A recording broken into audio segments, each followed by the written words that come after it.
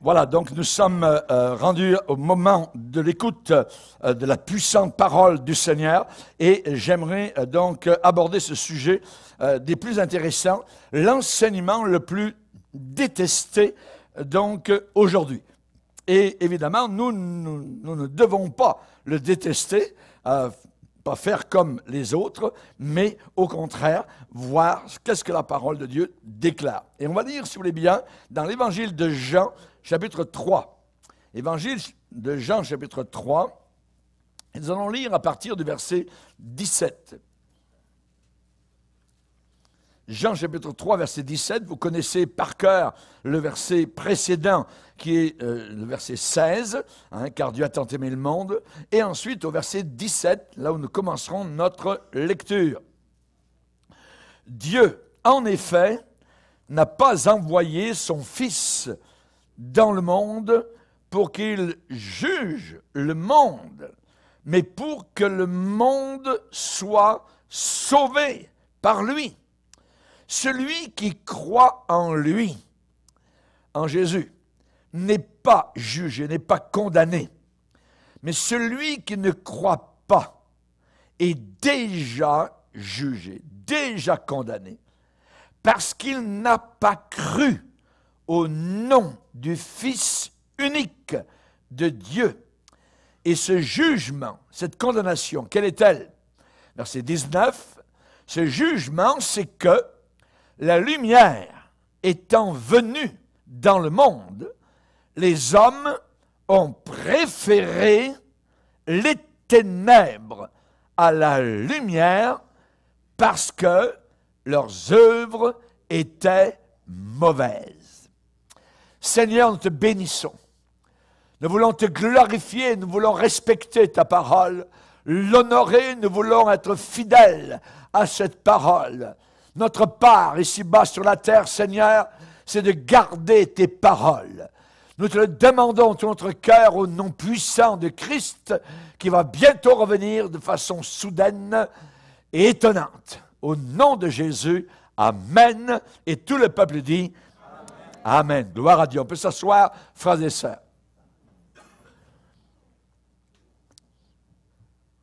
Il y a eu un sondage qui a été fait en 2022 parmi les évangéliques, Canada, États-Unis. Et ce sondage a été appelé l'état de notre théologie. Qui a participé à ce sondage? Des gens que l'on définissait comme des évangéliques. Et il fallait qu'il y ait 4 choses pour être compris à l'intérieur du mot évangélique. Premièrement, ceux qui croient la Bible. Deuxièmement, ceux qui croient en Jésus-Christ. Troisièmement, ceux qui croient l'Évangile. Et quatrièmement, ceux qui se sentent responsables de communiquer l'Évangile aux autres. C'était les critères, 4 critères pour être considérés évangéliques. Très intéressant. Et ce sondage a démontré que les évangéliques n'ont aucune idée de ce qu'ils croient. Les évangéliques d'aujourd'hui sont bien différents des chrétiens des temps passés. Et d'autres chrétiens qui étaient responsables. Parmi les questions du sondage, je vais vous en donner 4. Et les gens devaient répondre d'accord, pas d'accord. Une question. Tout le monde est né innocent. D'accord ou pas d'accord? 65% des évangéliques étaient d'accord que tout le monde était né innocent. Une autre question. La Bible n'est pas littéralement vrai. D'accord, pas d'accord? 55% des évangéliques étaient d'accord avec ça, que la Bible n'est pas littéralement vraie. Une autre question.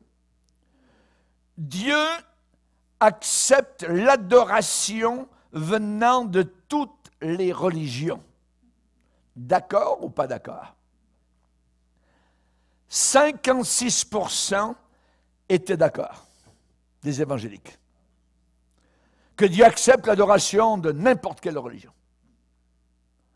Mais la question qui parle le plus dans ce sondage, Jésus était un bon enseignant, mais n'était pas Dieu. Parmi les évangéliques, 43% étaient d'accord avec ça. Inimaginable, choquant, tellement loin de ce que croyaient nos anciens, tellement éloigné que quiconque a un sens profond de la sainte doctrine en est totalement enragé. Comment en sommes-nous arrivés à ce point-là? Les évangéliques ne croient plus à ce qui est absolument nécessaire de croire pour être sauvés. Pourquoi? Jésus a dit, si vous ne croyez pas ce que je suis, il est Dieu, vous êtes perdus. Vous allez en enfer. Ça veut dire que 43% des évangéliques d'Amérique du Nord sont perdus. Ils ne croient pas que Jésus-Christ est Dieu, le Créateur, et le seul Sauveur. Nous avons entre nos mains un legs, un héritage. La Bible dit, tel peuple, tel sacrificateur. Ça veut dire ceux qui dirigent en avant, tels ils sont, tels les gens qui les écoutent le sont aussi. Les gens, de façon générale, ne s'élèvent pas au-dessus de leurs enseignants. Non, jamais. De leur niveau. Jésus l'a bien dit, le disciple n'est pas plus que le maître. Dis-moi dans quelle église tu vas, au pied de quel pasteur tu te tiens, je vais te dire où tu te tiens toi. Par exemple, vous avez vu vis-à-vis de l'Église catholique romaine, la conférence que nous avons faite au printemps, ces demandes de pardon de la part de pentecôtistes. Maintenant, l'Église anglicane. L'Église anglicane, il y a un groupe de surveillance qui a déclaré, parmi cette Église-là, que l'Église devait s'excuser publiquement pour avoir profité des mots liés à l'esclavage en Afrique. Mais aussi demander pardon pour avoir cherché, c'est écrit comme ça, à détruire les divers systèmes de croyances religieuses traditionnelles africaines. C'est-à-dire la sorcellerie, l'animisme, et ainsi de suite. Adorer le diable. Ça, c'est M. William Moore qui écrit cela, donc dans Le Spectateur. Et après cette demande d'excuses, il demande que l'Église s'excuse. Il recommande que l'Église puisse dépasser, c'est le mot employé, dépasser les prérogatives théologiques, c'est-à-dire dépasser la Bible. On passe par-dessus. Ça s'appelle ce que la Bible dit, qu'à la fin des temps, les gens détourneront l'oreille de la vérité et se tourneront vers des fables. Vers des fables. Et il dit qu'il faut dépasser donc les prérogatives de la Bible et de permettre à tous les Africains de découvrir les divers systèmes de croyances et les pratiques spirituelles de leurs ancêtres et leur efficacité. Ça veut dire retourner à la sorcellerie. C'est l'Église chrétienne supposément anglicane qui demande ça. En d'autres termes, ils demandent, ils disent que l'annonce de l'Évangile en Afrique, qui a fait des millions, je dirais, d'Africains chrétiens qui sont venus à la foi en Jésus-Christ, eh bien cela était une erreur. Et que les Africains devraient s'en tenir à leur religion traditionnelle. Qu'est-ce que ça veut dire? Ça veut dire simplement que l'Église anglicane s'excuse d'avoir annoncé l'Évangile en Afrique, d'avoir envoyé des missionnaires. Nous avons été avertis à la fin des temps qu'il y aurait une apostasie totale, ce pas les païens, les chrétiens, ceux qui se disent supposément chrétiens. Et c'est la raison pour laquelle j'ai pensé vous parler aujourd'hui sur l'enseignement le plus détesté. L'Église, aujourd'hui, de façon générale, depuis environ 40 ans, est tellement occupée à essayer de trouver des manières, des façons, des manigances à ne pas offenser, scandaliser les inconvertis. Alors, elle a enlevé du message chrétien tout ce qui pourrait être offensant, pour ne pas créer de l'hostilité, de l'opposition ou de rejet. Et cela a créé un mouvement évangélique vidé de la vérité, creux, siphonné. La Bible dit bien, ils détourneront l'oreille de la vérité. Donc, si vous détournez l'oreille de la vérité, vous tournez votre oreille vers le mensonge, vers des fables, vers le diable. Pourquoi font-ils cela? Simplement parce que l'Évangile authentique est très offensant. Très offensant. Paul va même dire aux Galates, est-ce que le scandale de la croix a disparu parmi vous? Aussi étrange que ça puisse paraître, la bonne nouvelle bonne, est taillie. Quelle différence entre nos pères dans la foi et la façon avec laquelle ils comprenaient la saine doctrine. Ce qui est répandu autour de nous aujourd'hui dans les églises, comment avoir de l'argent, comment être prospère, danser, rocker, la fumée en avant, les stars d'Hollywood quasiment sur le stage, les églises peintes en noir, et tout ce que vous avez, tout cela, c'est tout sauf l'évangile de l'apôtre Paul, l'évangile du calvaire, l'évangile de la croix. Le vrai, véritable évangile est très offensant. Très offensant. Je vais vous parler de la doctrine la plus haïe aujourd'hui. Tout d'abord, qu'est-ce que Jésus a dit au sujet de la haine? Prenez votre Bible, lisez avec moi dans Jean chapitre 15.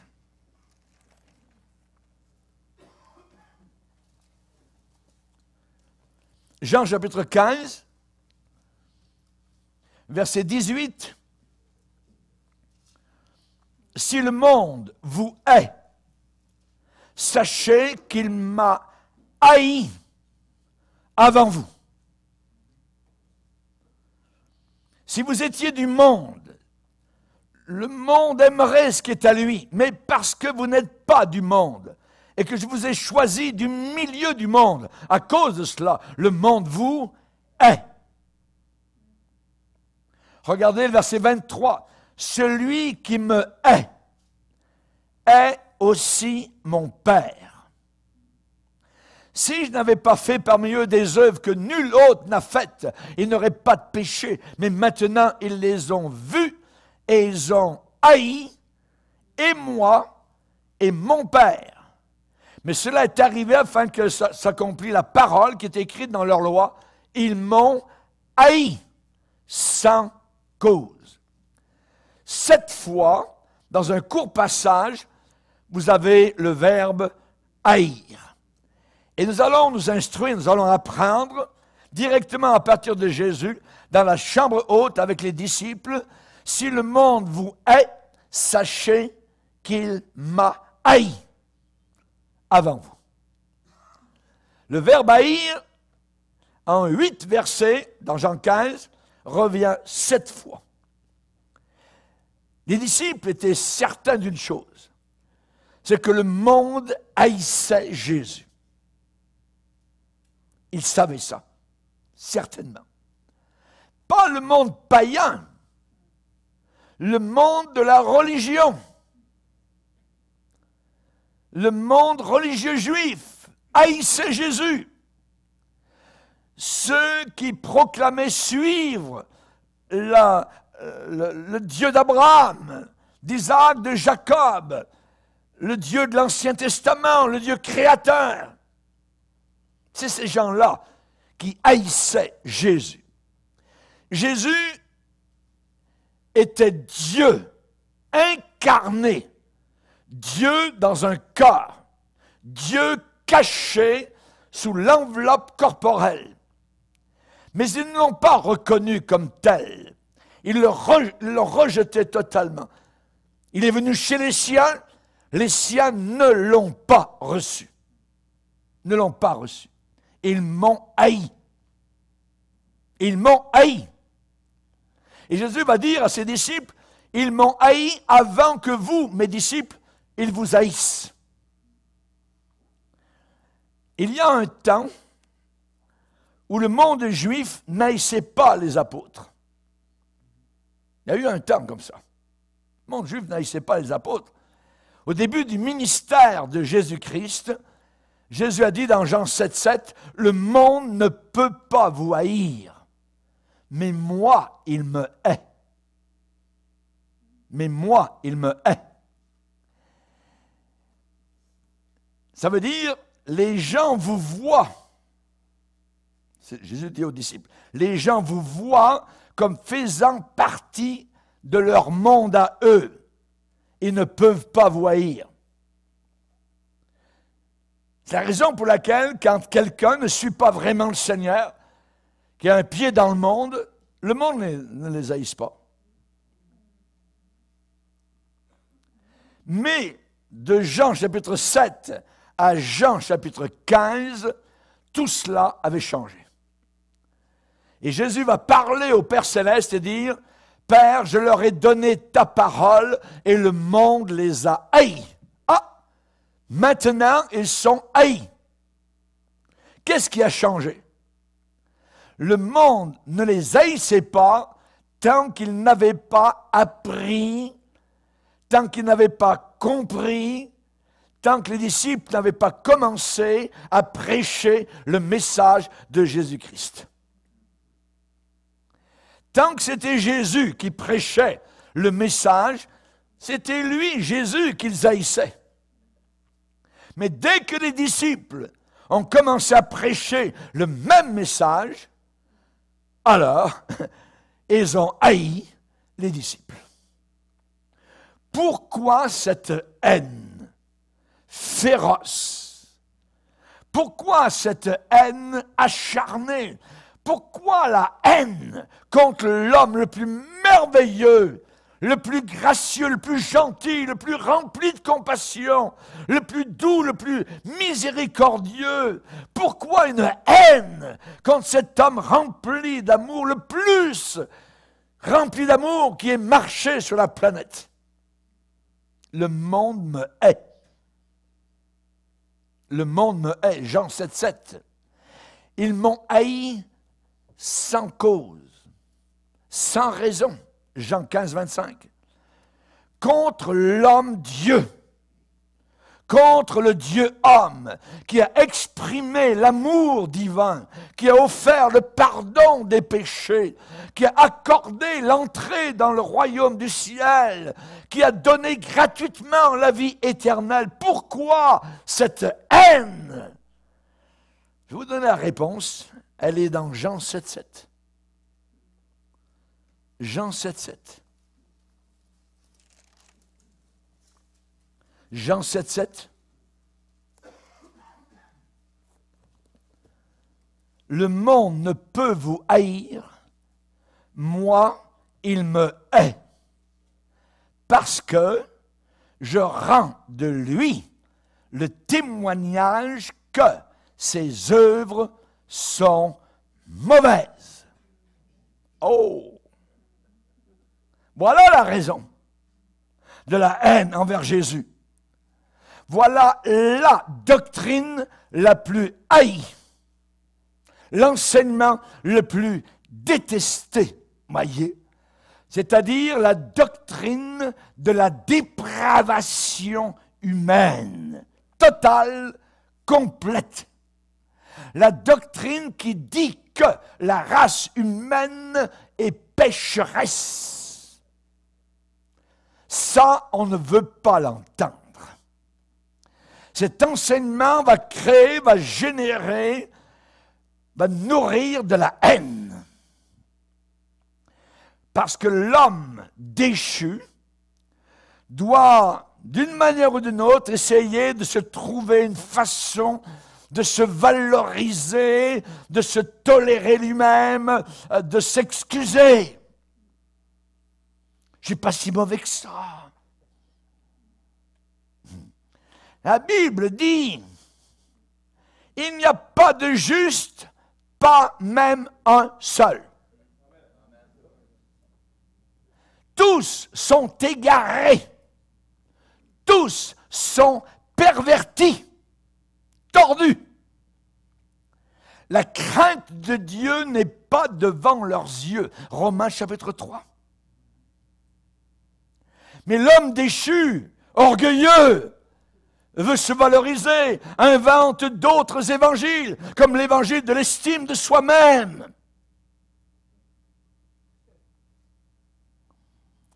Quel est le péché principal, primordial, dominant de l'homme déchu? L'orgueil. Et l'homme va essayer de créer une image de lui-même qui est acceptable et qui va échapper à la condamnation finale. Il va essayer de tisser une toile d'illusion, de mensonge à son propre sujet. Je suis bon, je suis gentil, je fais des bonnes œuvres, je vais à l'église, je paye ma dîme, j'ai fait du bien à mon voisin, donc Dieu va m'accepter. Toutes ces choses-là, poubelle, parce que vous n'avez plus besoin de la croix. L'homme va essayer de tisser une toile qui est bonne, noble, une apparence, une vitrine. Le jugement qui s'en vient, c'est que la lumière est venue dans le monde et les hommes ont vu cette lumière et ont préféré les ténèbres. C'est un jugement à cause de cela. Le monde me hait parce que je rends de lui le témoignage que ses œuvres sont mauvaises. Mauvaises. Ce que Jésus a dit aux gens religieux, c'est que vous êtes mauvais. Vous êtes méchants. Pas seulement dans votre vie générale, mais vous êtes mauvais, méchants dans votre religion. Votre religion est simplement une forme de plus de votre méchanceté. Tous les pharisiens qui gouvernaient dans le temple à Jérusalem étaient tous des hypocrites. Nicodème compris. La Bible dit la véritable lumière qui est Jésus était dans le monde et le monde a été fait par elle et le monde ne l'a pas connue. Les siens ne l'ont pas reçu. Ils l'ont rejeté. Et à partir de là, il y a eu de la haine envers Jésus. Et au travers de tout l'évangile de Jean, cette scène de haine est dans le rapport de la vie de Jésus que nous lisons. Il a dit, c'est pourquoi les Juifs poursuivaient Jésus, car il faisait ces choses le jour du Shabbat. Jésus est arrivé, il a pris le fouet, et dans le temple, il a renversé les tables des changeurs, et ainsi de suite. Jésus violait, Jésus passait par-dessus leur religion. Alors il est dit que les Juifs cherchaient encore plus à le faire mourir, parce qu'il se faisait lui-même égal à Dieu.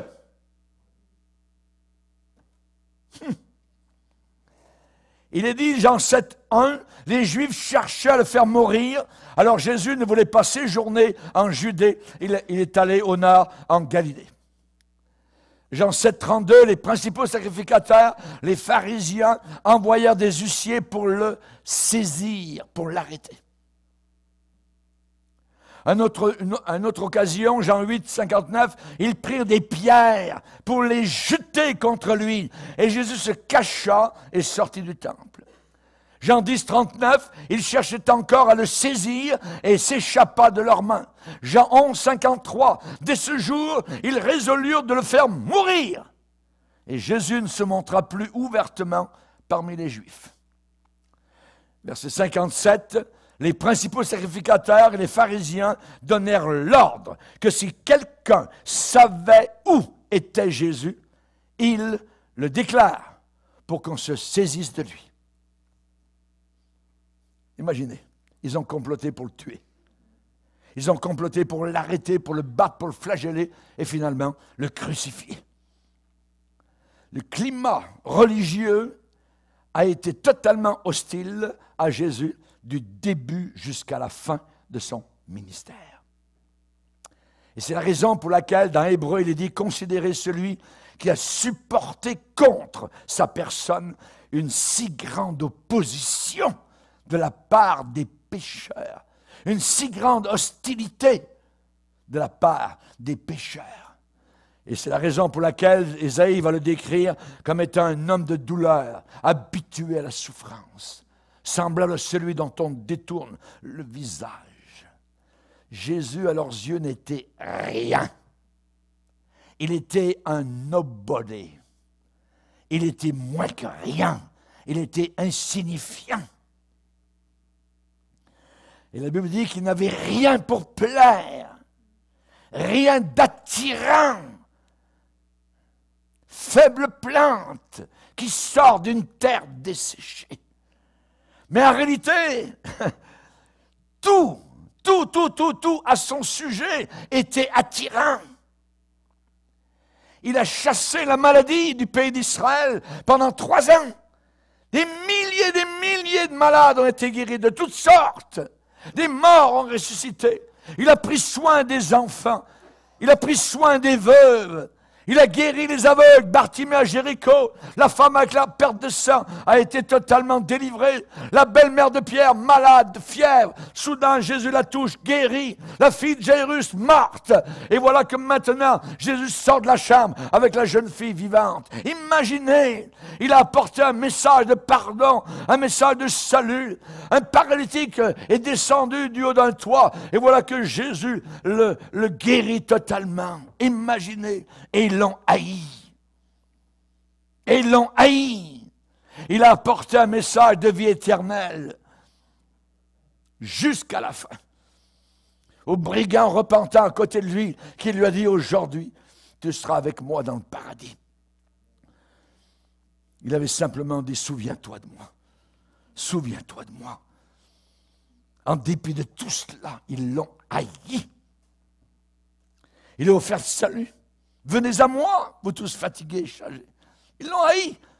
Il a offert le ciel, ils l'ont haï. Il a offert la libération, l'esclavage du péché. Il a offert la joie, il a offert la paix. Malgré tout cela, ils l'ont haï parce qu'il leur a déclaré qu'ils étaient des pécheurs et que leurs œuvres étaient mauvaises. Jésus est très clair. La nature de leur péché n'était pas uniquement superficielle. Les Juifs ont dit à Jésus, nous avons un seul Père, Dieu. Réponse de Jésus, si Dieu était votre Père, vous m'aimeriez. Vous m'aimeriez, car c'est de Dieu que je viens. Je suis sorti de Dieu. Je ne suis pas venu de ma propre initiative. C'est lui qui m'a envoyé. C'est très simple. Il dit, je ne fais que ce que le Père me dit de faire, mais je sais que vous n'avez pas en vous l'amour de Dieu, vous ne m'aimez pas, vous me haïssez. Imaginez, c'est l'enseignement le plus détesté encore aujourd'hui. Le diagnostic de tout cela se trouve dans Jean chapitre 8. Pourquoi ne comprenez-vous pas mon langage? Verset 43. Ça veut dire, pourquoi ne comprenez-vous pas ce que je suis en train de dire? Et il va le dire, pourquoi? Parce que vous ne pouvez pas écouter ma parole. Ici, on commence à voir comment le péché est profond, enraciné. C'est très profond, c'est très enveloppant. Jésus dit, vous ne pouvez pas écouter ma parole.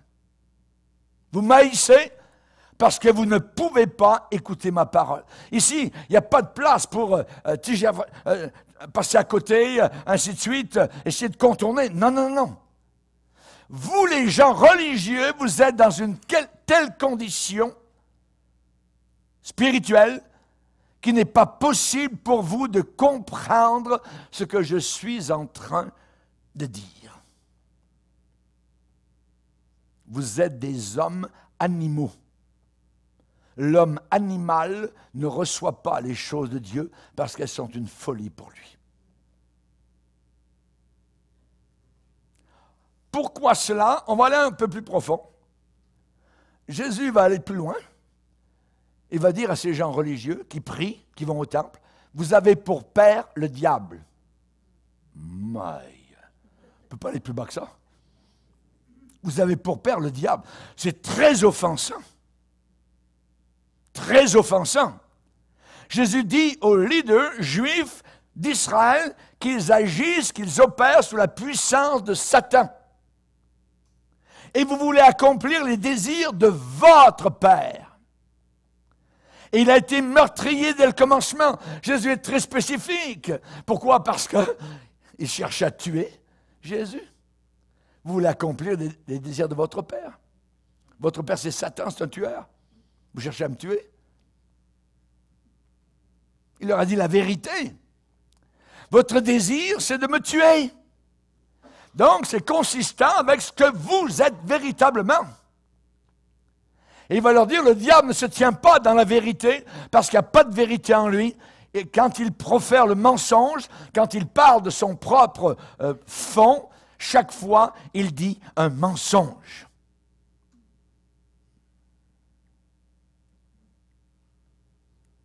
Les religions de la planète Terre sont tous fausses. Elles sont toutes des blasphèmes envers Dieu. Par exemple, dans la religion musulmane, on promet que ceux qui sont tués en martyrs vont au ciel. C'est faux. Ils vont en enfer. Parce qu'il n'y a de salut en aucun autre, car il n'y a sous le ciel aucun autre nom qui a été donné parmi les hommes par lequel nous devions être sauvés. Un seul, et ce nom c'est Jésus. Jésus donne un diagnostic très profond sur la nature humaine. Vous ne pouvez pas comprendre ce que je dis. Vous ne m'aimez pas, ni moi, ni mon Père. Vous suivez votre père à vous, qui est le diable. Et vous faites ce qu'il désire que vous fassiez. Il désire tuer et même me tuer. Il est un menteur et vous croyez les mensonges du diable. C'est une déclaration étonnante. Et moi, parce que je dis la vérité, vous ne me croyez pas. Verset 45. Pensez à cela dans un contexte d'évangélisation, quand vous témoignez à quelqu'un. Quand vous apportez l'évangile à quelqu'un, parce que c'est la vérité que vous annoncez, ils ne peuvent pas la croire. Ils ne peuvent pas la recevoir. Pourquoi? Parce que ces gens-là ont été préprogrammés pour croire des mensonges. Celui qui est de Dieu écoute les paroles de Dieu. Vous n'écoutez pas parce que vous n'êtes pas de Dieu. C'est Jésus qui dit ça.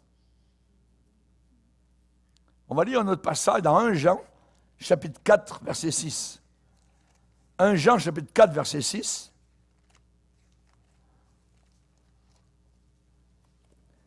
Nous sommes de Dieu. 1 Jean 4, 6. Nous sommes de Dieu. Celui qui connaît Dieu nous écoute. Celui qui n'est pas de Dieu, celui qui est du diable, ne nous écoute pas. Et c'est par là que nous connaissons l'esprit de la vérité et l'esprit de l'erreur. La parole est tranchante, elle est aiguisée. C'est la vérité. Jésus dit, si vous n'appartenez pas à Dieu et vous ne lui appartenez pas, alors vous n'avez aucune capacité de croire la vérité. Si vous appartenez à Satan, et si vous suivez ses désirs, si vous vivez sous le contrôle du diable, quand je vous dis la vérité, vous ne me croyez pas. Cela est tellement offensif à leurs yeux qu'ils étaient prêts à le lapider. Ils ont baissé prendre des pierres. Parce qu'à leurs yeux, eux se glorifiaient de connaître Dieu, d'être les représentants de Dieu. Et le Seigneur va leur dire, vous êtes du diable. Vous savez ce qu'ils ont conclu? Ils sont allés plus loin, eux. Hey Jésus, t'as un démon. T'as un démon, ça veut dire que tu appartiens à l'enfer. Il n'y a pas de blasphème plus grand que ça. C'est le top niveau des blasphèmes. Dire à Jésus qu'il a un démon. Quand vous dites à Jésus, tu as un démon, alors votre monde est inversé, votre monde est renversé à l'envers, sans dessus-dessous. Ça ne peut pas être plus blasphémateur que cela.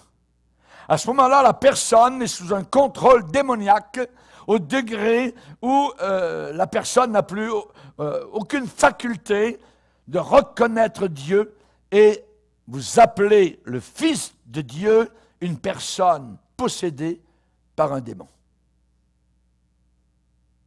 Inimaginable. Jésus répondit, je n'ai pas de démon, mais j'honore mon Père et vous m'outragez, vous me déshonorez. En vérité, je vous le dis, si quelqu'un garde ma parole, il ne verra jamais la mort. Ça veut dire, je vous offre la vie éternelle. Vous savez ce qu'ils ont répondu? Ah, maintenant, nous connaissons que tu as un démon.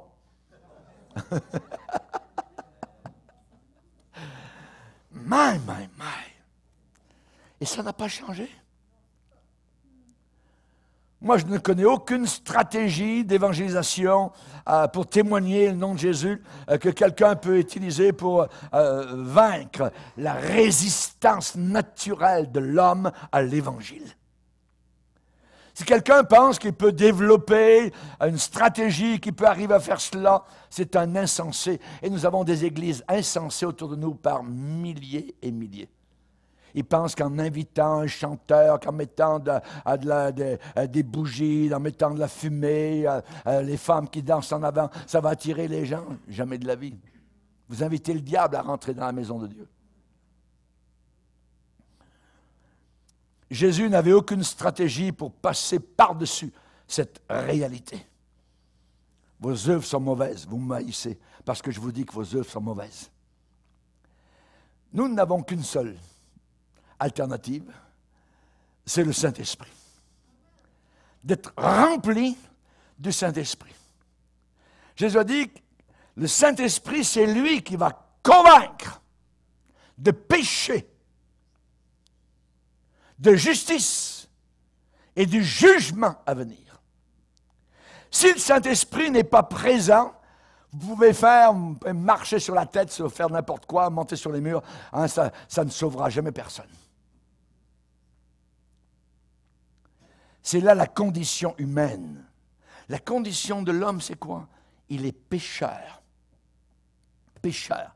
Je ne suis pas venu appeler des justes, mais des pécheurs. L'homme est aveugle. Aveugle. L'homme est mort à Dieu. Coupé. Vous lui parlez de Dieu. Allez dans un salon funéraire, il y a un cadavre devant vous. Parlez-lui de Dieu. Il est mort, il ne répond pas, il ne comprend pas. Il n'y a rien, aucune réaction. Parce qu'il est mort. Et c'est ce que nous étions auparavant. Nous étions morts dans nos péchés, dans le bourbier. Nous n'entendions pas la voix de Dieu. Nous n'avions pas des yeux pour voir, pour comprendre. On était aveugles, pécheurs, morts, ignorants, voilés. Par quoi? Par une puissance satanique. Nous servions le diable. Satan avait le contrôle sur nos vies. Si notre évangile est voilé, incompris, refusé, rejeté, ridiculisé, c'est parce que le Dieu de ce monde, Satan, a aveuglé la pensée des gens. Jésus est venu pas pour des justes, il n'est pas venu pour les pharisiens. Il les a fouettés terriblement. Il y a tout un chapitre, Matthieu 23. Malheur à vous, pharisiens hypocrites, l'enfer est pour vous. Mais il est venu pour les fils prodigues, il est venu pour les filles prodigues, il est venu pour les zachés, il est venu pour les voleurs, pour les menteurs, pour la samaritaine, pour les adultères, il est venu pour David, il est venu pour l'apôtre Pierre qui avait renié Jésus, il est venu pour Manassé qui avait fait tout ce qu'on pouvait imaginer contre Dieu. Mais quand on se repent véritablement, quand le Saint-Esprit convainc une personne qu'il est perdu, pécheur, mort à Dieu, à ce moment-là, la lumière vient, descend et la personne est libérée, sauvée. C'est ça l'Évangile. Alléluia. Gloire à Dieu. Quand vous déclarez la vérité, les gens ne le croient pas. Parce que c'est un message qui est tellement éloigné de leur nature, tellement étranger à leur nature. Paul, tu es fou. Les morts ressuscitent. Ton grand savoir te fait déraisonner. Tu as trop étudié. Tu es fou, voyez? C'est une folie pour les incrédules. Vous ne pouvez pas être plus hostile à quelqu'un quand vous lui dites finalement, tu es de l'enfer. Ils ont dit ça à Jésus, tu es de l'enfer, tu es un démon. Tu es un démon. Alors que Jésus offrait la vie éternelle aux leaders juifs. C'est ce qu'ils lui dirent. Tu as un démon. Ah, nous savons maintenant que tu as vraiment un démon. Ils étaient prisonniers de leur péché. Et c'est la raison pour laquelle ils l'ont tué. Ils l'ont tué. Et ils ont martyrisé les apôtres parce qu'ils haïssaient la vérité. Ils haïssaient la vérité.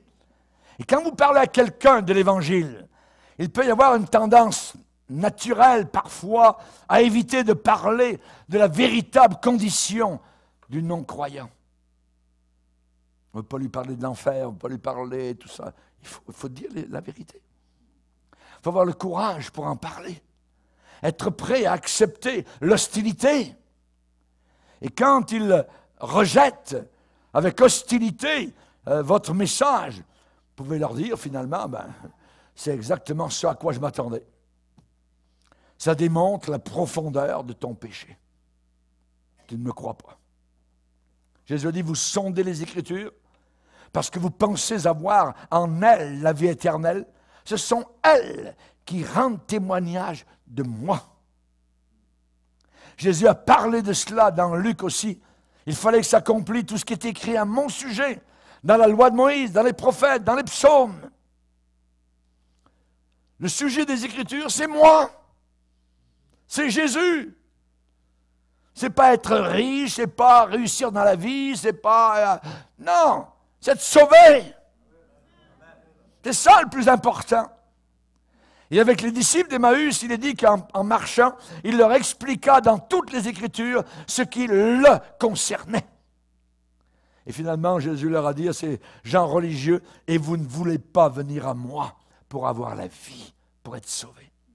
Vous êtes perdus. » Offrir la vie éternelle, la véritable offre, le véritable évangile, ça va offenser.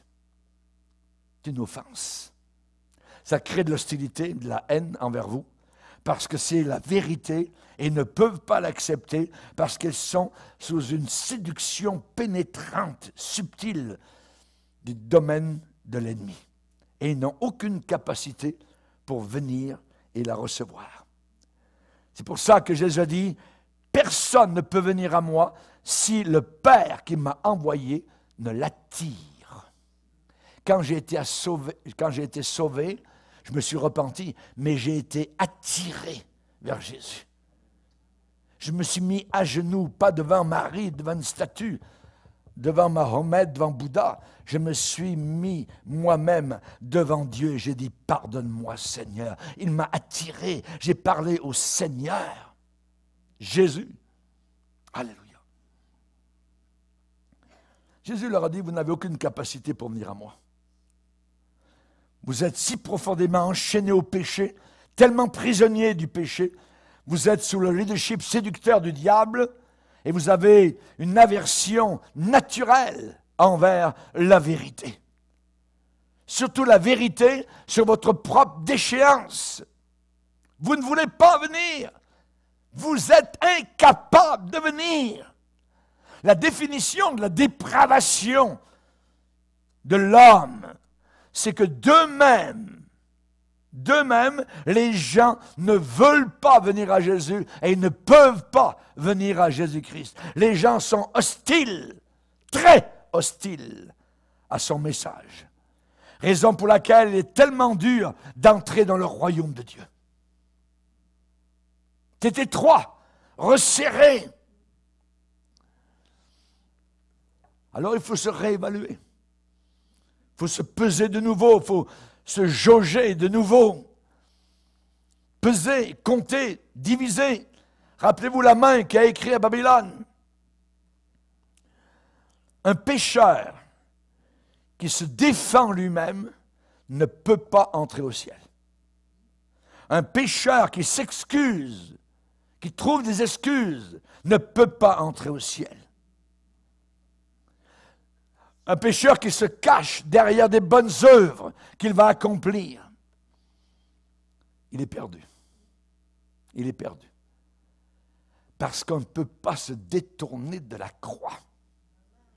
Et le diable veut qu'on se détourne du calvaire. N'oubliez pas qu'au jour du jugement, les gens seront jugés selon leurs propres œuvres. Et personne ne sera sauvé à ce jugement-là. Seigneur, j'ai fait ci, j'ai fait ça. Vous ne connaissez pas. Ce n'est pas ça qu'on demande. Qu'as-tu fait de Jésus, mon fils? Tu es un pécheur, perverti, à l'os. C'est la doctrine la plus haïe. Quelle est cette doctrine? Chacun est un pécheur si profondément, si sérieusement, que ça le rend totalement incapable de lui-même, d'être sauvé. Sans moi, vous ne pourrez rien faire. Pour eux, impossible de croire à la vérité. La vérité semble à ces personnes un mensonge. La vérité semble un mensonge. Et Jésus ressemble à quelqu'un qui est comme un faux prophète ou un possédé par un démon. Cette doctrine la plus haïe fait que la personne, à cause de son péché personnel, va en jugement, et le Seigneur lui dira, je ne t'ai jamais connu. J'ai donné des paquets d'argent à l'Église. J'ai pris soin des pauvres, des malheureux. Ouais. C'est ce que l'Église catholique a enseigné pendant des siècles. Ils ont tous perdu. C'est offensant. Les grands bâtiments, chaque petit village, regardez les beaux clochers, tout ça. Ah ouais. La vérité est offensante. Donc voilà votre condition. Vous êtes un pécheur, perdu, et vous vous dirigez vers le jugement éternel. Vous êtes en route vers l'enfer. C'est tellement offensant que c'est la doctrine la plus détestée, incroyable, inacceptable, non recevable, non grata. On repousse ça. Et le pape, lui, il est gentil, il est bon. Marie aussi, il est gentil, ça, mais pas le pasteur Bourgier.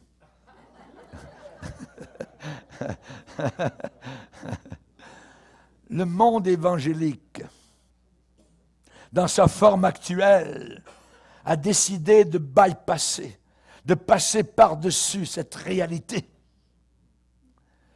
Et on enseigne dans nos églises, Jésus te veut heureux, prospère, riche matériellement, avec du succès, de la réussite. Il veut répondre à toute la liste de tes demandes. Il veut que tu même amènes ces demandes à l'existence par ton pouvoir créateur. Mais attends. Mais oui, puisque tu es un petit Dieu.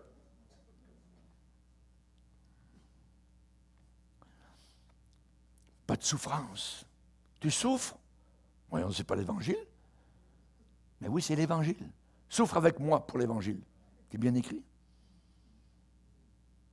Quels que soient tes désirs charnels, Jésus est là pour te satisfaire. Tous tes désirs charnels. Pas besoin de reconnaître que tu es un pécheur. En fait, tu es né innocent. Tu es né innocent. Hein? Né innocent.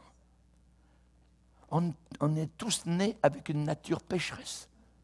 Vous allez juste voir il ne marche même pas encore, le petit bébé, tout ça. Et puis, par terre, il va faire la crise, tout ça, parce qu'il a une nature pécheresse. On n'est pas né innocent. Dans Genèse, chapitre 8, il est déclaré, l'homme, les pensées du cœur de l'homme sont mauvaises dès sa jeunesse. On n'est pas né innocent. David déclare au psaume 51, verset 7, « Je suis né dans l'iniquité, ma mère m'a conçu dans le péché. » Elle n'a pas commis un péché en m'amenant au monde, mais je suis né avec une nature pécheresse. Sans, aujourd'hui, dans le monde évangélique, on a balayé cela. Aujourd'hui, pas besoin même de croire que Jésus est le Fils de Dieu. Fils de Dieu, Jésus, Dieu le Fils. 43% des évangéliques Amérique du Nord sont d'accord que Jésus n'est pas le Fils de Dieu. Ben, ça plaît aux musulmans, plaît au monde bouddhiste, on est en train de monter l'église, la grande prostituée. Pas besoin de suivre le christianisme parce que Dieu accepte toutes les religions. 50%, 56% des évangéliques sont d'accord avec ça. Que Dieu accepte toutes les religions. Vous pensez que Dieu accepte toutes les... Hein, quand vous voyez les musulmans se mettre à genoux, tout ça, que Dieu accepte leurs prières? Jamais. Non. Si je dis aux gens, vous savez, Jésus vous donnera la vie éternelle parce que Dieu accepte toutes les religions, n'importe laquelle. Vous n'avez même pas besoin de croire la Bible parce qu'elle n'est pas toute vraie. 55% des évangéliques sont d'accord que la Bible n'est pas toute vraie. C'est la parole de Dieu. Satan attaque. Dieu a-t-il réellement dit? Genèse 3, c'est le même mensonge. Toute la Bible est inspirée de Dieu. Aucune erreur. Elle est infaillible. La parole du Seigneur. Ah, vous savez, la Bible est un livre merveilleux qui a beaucoup de vérité, mais évidemment, elle n'est pas totalement vraie. Il faut en prendre. Il y a des mythes à l'intérieur. Tout ça, ce n'est pas inoffensif. C'est très, je dirais, quelque chose de poison. La Bible est la vérité. Elle est toute la vérité, entièrement la vérité. Nous avons un frère à Québec qui est à l'église et qui est un ancien policier. Et lorsqu'il a fait son cours de police, on lui a demandé, le jour de sa graduation, de mettre la main sur la Bible. Il a mis la main sur la Bible. Et après, il a dit à ses collègues policiers, il dit, quand il a été sauvé, il dit, quand tu as été gradué, tu as mis la main sur la Bible, est-ce que tu l'as déjà ouverte? Est-ce que tu l'as déjà lu? Ah non, c'est un livre plein de mythes, c'est les hommes qui l'ont écrit, ça. Ils ne l'ont jamais lu. Jamais lu. Mais ils l'haïssent. Parce que cette Bible dit qu'il va en enfer s'il ne croit pas à la croix et à l'homme qui a été cloué sur la croix du calvaire.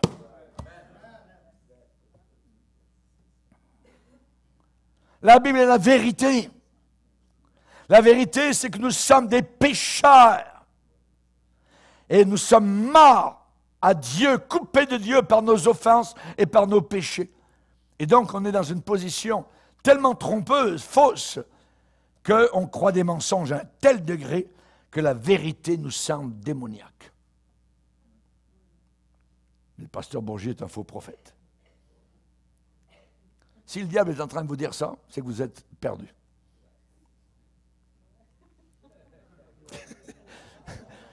Baissons nos têtes et prions le Seigneur.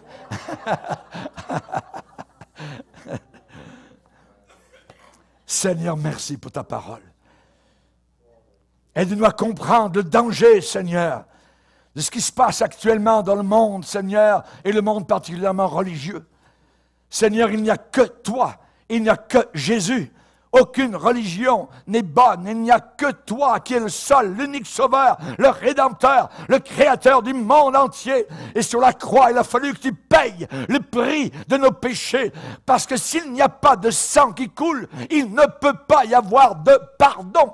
Merci Seigneur pour ton sang qui a coulé. Merci pour la vérité qui est venue éclairer notre cœur. Oui, nous avons été offensés parce que nous avons reconnu que nous étions des pervers, des tordus, des pécheurs. Mais cela, après cette reconnaissance, nous a amené le salut. Nous sommes libérés, nous sommes pardonnés, nous sommes lavés dans le sang de Jésus. Et nos noms maintenant sont inscrits dans le livre de vie. À toi soit toute la gloire, au nom puissant du seul Sauveur. Amen et Amen. Et tout le peuple dit Amen. Amen. Levons-nous ensemble devant le Seigneur.